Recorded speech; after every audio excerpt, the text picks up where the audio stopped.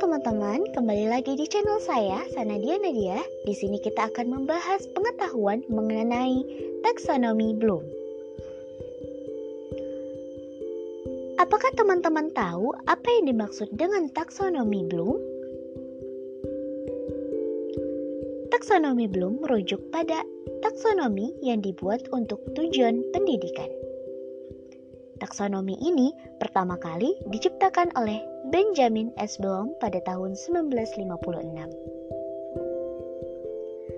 Dalam taksonomi Bloom, tujuan pendidikan dibagi ke dalam 3 domain, yaitu ranah kognitif, ranah efektif, dan ranah psikomotor.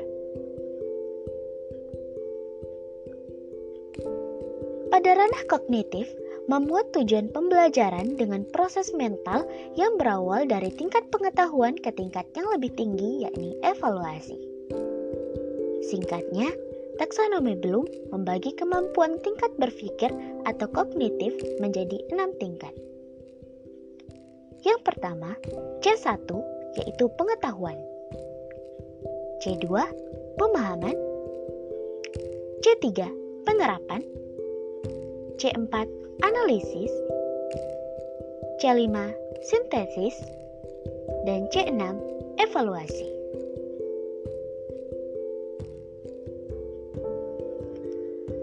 Revisi taksonomi Bloom seiring perkembangan teori pendidikan menurut Catterwall dan para ahli psikologi aliran kognitivisme lainnya merevisi taksonomi Bloom agar sesuai dengan kemajuan zaman.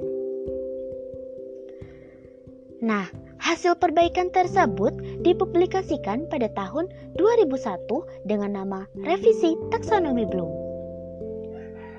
Pada revisi taksonomi Bloom, tingkatan berpikir tersebut dikelompokkan lagi menjadi 2, yakni C1 hingga C3 sebagai low order thinking skill atau kemampuan berpikir tingkat rendah, sedangkan C4 hingga C6 sebagai higher order thinking skill yang berarti kemampuan berpikir tingkat tinggi.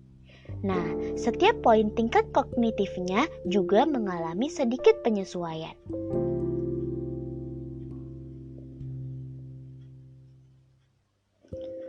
Nah, menurut Tim Pusat Penilaian Pendidikan dalam taksonomi Bloom yang direvisi oleh Catterwall dan Anderson dirumuskan 6 level proses berpikir, yaitu yang pertama mengingat, yakni mengingat kembali suatu fakta ataupun gagasan. Yang kedua, memahami, yaitu mampu menerjemahkan suatu konsep, kaidah, atau prinsip.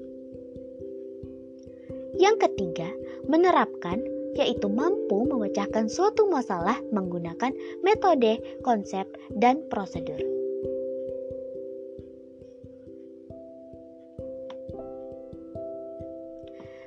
Yang keempat, yaitu menganalisis, di mana kita dapat mengenali, menguraikan, serta mengkritisi suatu struktur, bagian, atau hubungan. Yang kelima, yaitu mengevaluasi, di mana mampu menilai hasil karya mutu suatu tulisan berdasarkan norma internal. Dan yang terakhir, mengkreasi, yaitu dapat menghasilkan karangan, teori, klasifikasi, proposal, tulisan ilmiah, karya.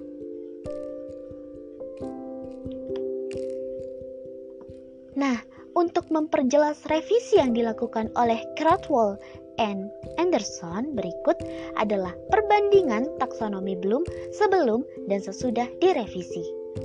Dapat dilihat bahwasanya perbandingannya hampir-hampir mirip, akan tetapi jelas di revisi taksonomi Bloom itu lebih merincikan kembali.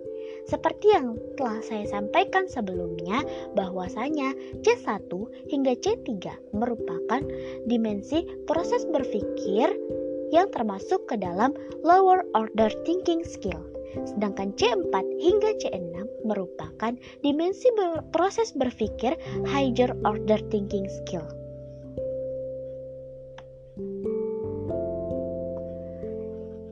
Dalam revisi taksonomi Bloom ini pula, tingkat berpikir siswa dibedakan menjadi 2, yaitu berpikir tingkat rendah atau dasar dan berpikir tingkat tinggi. Menurut Rancic dan Thompson, berpikir tingkat dasar ataupun lower order thinking hanya menggunakan proses terbatas pada hal-hal rutin yang bersifat mekanis. Sedangkan berpikir tingkat tinggi, higher order thinking, membuat peserta didik untuk menginterpretasikan, menganalisa, atau bahkan mampu memanipulasi informasi sebelumnya sehingga tidak monoton.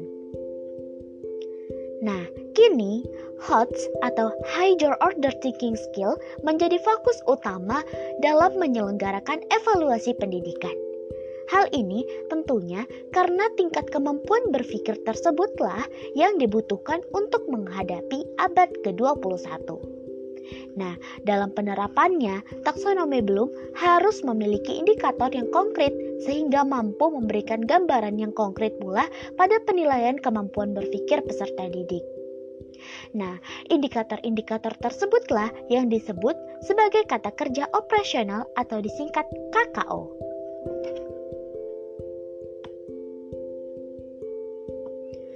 Kata kerja operasional ataupun KKO adalah kata kerja konkret yang merepresentasikan bahwa suatu indikator atau indikasi telah dilaksanakan, sehingga dapat diukur ataupun dinilai seberapa kuat indikator tersebut muncul dalam diri peserta didik. Nah, misalnya, jika indikator yang ingin diketahui adalah kemampuan menganalisis, maka beberapa kata kerja operasional yang dapat mewakili indikator tersebut. Misalnya, peserta didik dapat menguraikan, mengenali, membandingkan, mendeteksi, memeriksa, mengkritisi, atau menguji suatu materi tertentu. Indikator menganalisis dapat disampaikan sebagai berikut. Siswa mampu mengidentifikasi pola penulisan eksplanasi. Nah, sementara itu, soal evaluasi dapat diberikan berdasarkan kriteria indikator tersebut. Misalnya, identifikasi beberapa teks di atas. Pola penulisan eksplanasi apa yang digunakan? Jelaskan buktinya. Atau teks di atas disusun dengan pola penulisan teks eksplanasi apa? Kemukakan alasanmu. Nah, kata kerja operasional dibagi menjadi beberapa ranah, meliputi kognitif ataupun kemampuan berpikir atau menalar, kemudian afektif, perasaan ataupun karakter ataupun sikap, dan psikomotor yaitu kemampuan fisik ataupun campuran. Nah, menurut tim Kemkes 2008, berikut ini adalah tabel-tabel dari kata kerja operasional atau KKO yang biasanya digunakan untuk mengimplementasikan taksonomi Bloom yang telah direvisi menjadi indikator yang lebih konkret. Nah, misalnya yang pertama yaitu KKO ranah kognitif. Nah, KKO ranah kognitif ini biasa disingkat juga dengan C. Nah, di sini prosesnya ada C1, C2, C3 hingga C6.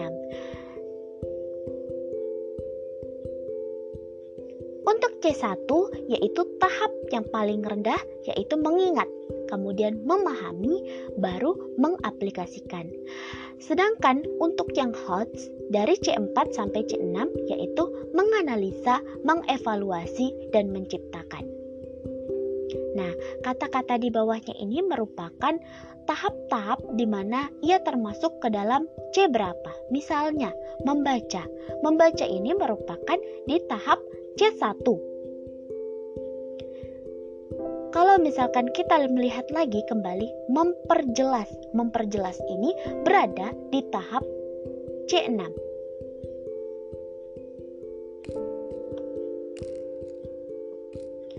Nah, selanjutnya KKO menurut ranah efektif.